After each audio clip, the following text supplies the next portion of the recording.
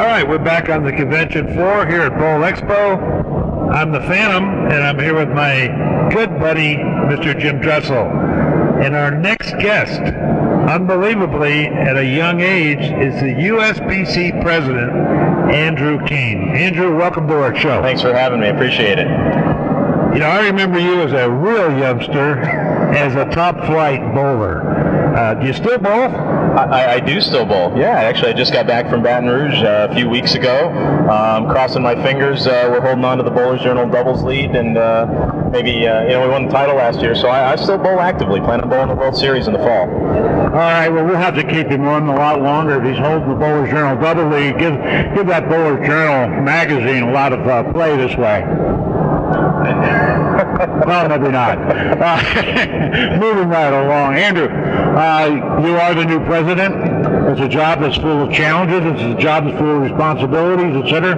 How are you finding everything now? You've had your first convention. Give us a report. I'm finding my way pretty well. I've got a lot of good people around me. I've had a lot of good folks on the board. I've been on the board for 5 years now, and been on quite a few different committees. So I certainly had a lot of experience coming in, and a lot of people that have helped me along the way, and I feel very up to the challenge.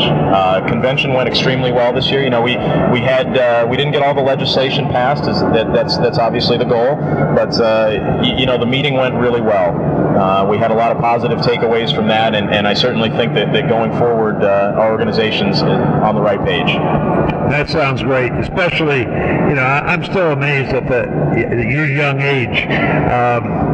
I'm sure you're pushing for all those many things for the youth as far as bowling goes. So give us some preview about what you're up to as far as that goes. The youth initiatives are important, and on the campus we have the IBC youth team.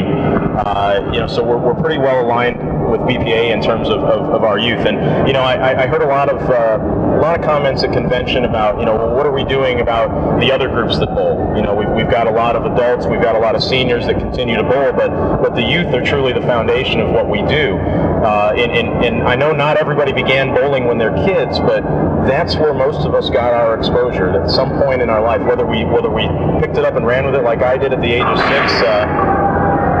They're bowling behind us. And I've been doing it for almost 25 years now in my life, but eventually I hear a lot of stories of people that pick it back up. But we're really focused right now on developing the youth and teaching them about bowling as a sport, and then eventually they can discover what bowling is to them. The USBC and the BPAA are actually in parallel courses because with Kathy DeSocio assuming the presidency of the BPAA, the Bowling Proprietors Association of America, one of her priorities is the youth movement. She was promoted that before she even got to the top spot, and she's doing it in conjunction with Chad Murphy's effort, and now, of course, yours. I'm sure in many ways you fellows are close enough now that you can get on the same page rather easily. Yeah, absolutely. And if you take a look at our numbers, obviously it's tough to discuss decline, and I think that when we look at youth and the number of youth bowlers that we have, that's our biggest opportunity to grow and focus on that. And I think, in terms of Kathy and the Bowling Proprietors Association, a lot of proprietors are starting to take notice that not only are the leagues the core of their business, but the youth, and more importantly, a lot of the youth leagues. We mentioned earlier that we're on the convention floor here, and all the vendors have their booths set up, and people are shopping around, and somehow we got put right next to a bowling lane. So every once in a while you might hear the pins crash, but I noticed you looked over, Andrew, wondering if you were double jumping somebody. Yeah. Well, yeah. I've never done that in my life. I know that.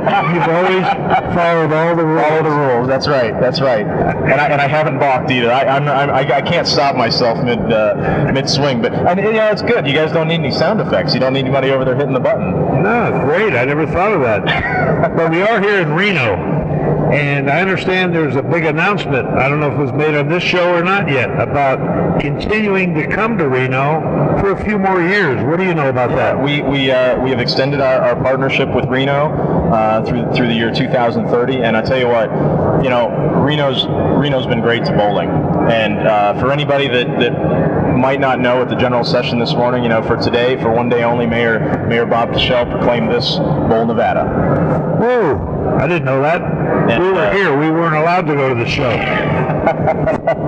You're not old enough. You guys were bowling behind me here, right? Well, getting a couple games in, yeah. But this is Bowl, Nevada. For this week and especially today with the Women's Open tonight, this is the center of bowling, and the city has made a tremendous commitment to the sport of bowling. And we've had a great partnership with them as USBC, and I think going forward they plan on making a lot of improvements to the stadium, and hopefully we can continue to provide a better tournament experience for our bowlers when they come here. One of the other initiatives we were talking about the youth before is team play. I understand PBA is making an announcement sometime soon about a new concept in team play. And we were talking about that a little before. And the fact is that you think it's also important that the more emphasis on team play, especially with the providers today, the better. Well, there's two things really that I think people focus on when they bowl, and that's fun and competition. That's a lot of the that's the backbone of why people do it. But the fun part is also it's part of it being fun. I like bowling. Singles tournaments are fun, but it's more important that bowling's it's a social game. And if you look at a lot of our top tournaments that reach the most people, what they really get out of it is the team aspect. Our Open Championships, our Women's Championships, they're team events, and the emphasis a lot of times, especially for the top players, is on winning those team events. Everybody loves a singles title, but winning a team title, I can attest to that. We won the team all events title last year. It's hugely important. If you look at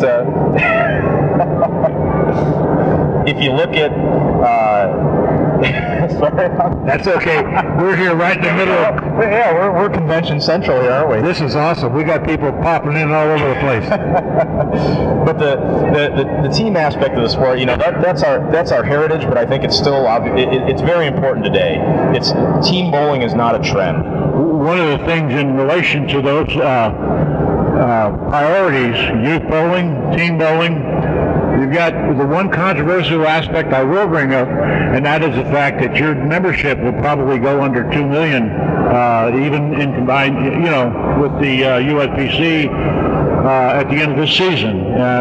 Projections would reveal that. That has to play right into that need right there. Well, certainly, and we talked about this a little bit earlier, but also the leagues are important. And that's where right now we develop the bulk of our membership is within leagues. And as team bowling has suffered, leagues have suffered, and thusly our membership has suffered. So that's going to be an important component looking at it going forward. We hope to achieve flat membership revenue here soon in the near future, but we've got to reach more people. A lot of times I think in the industry we always try to look back and say, well, we got to get those people back. We got to get the people back that used to bowl, but more importantly, we need to reach out to those that don't bowl.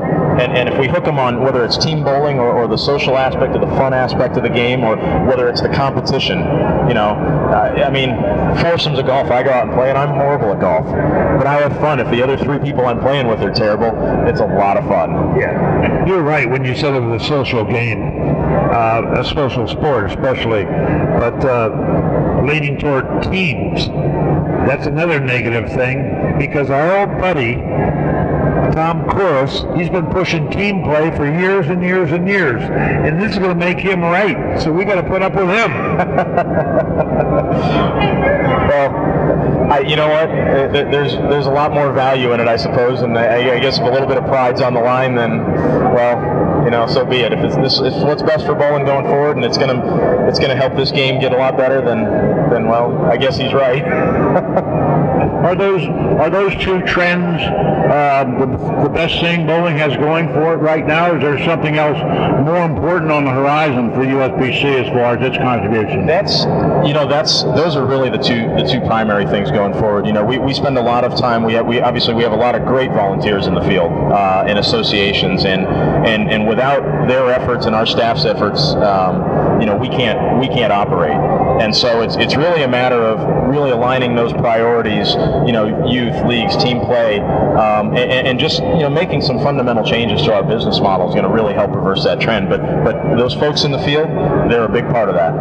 I have a kind of a related question in one respect, and that is, Are you still getting used to the idea of being the USBC president? It's a little different. Yeah, I'm still getting used to it. Most days I honestly try not to think too much about it. I do what I do, and it's just like when I was bowling for a living and bowling out on tour. I just went out there every day and tried to do my best and do what was right for the game, and I'm still trying to do that now. So I'm a pretty humble guy, and I'm still getting used to people coming up and calling me Mr. President and wanting to shake my hand, but I deal with a smile, and I love everybody I meet. So. Well, you're in a way team captain, but it's a huge team these days. It's a very big team, and like you said, it's not a 2 million person team; it's a 70 million person team. Yeah, that's one way of looking at it. But you are a great representative. You are well spoken. You handle yourself well.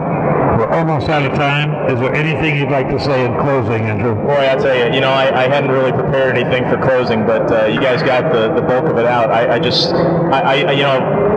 like to say something to some of the folks out there that are listening or might be watching, but this sport's afforded me a whole lot of opportunities, and you've heard it a lot this week in the various seminars and the sessions, but this game means so much to so many people, and it's our responsibility as the leaders in this industry to make sure that this game's around for generations and that it thrives.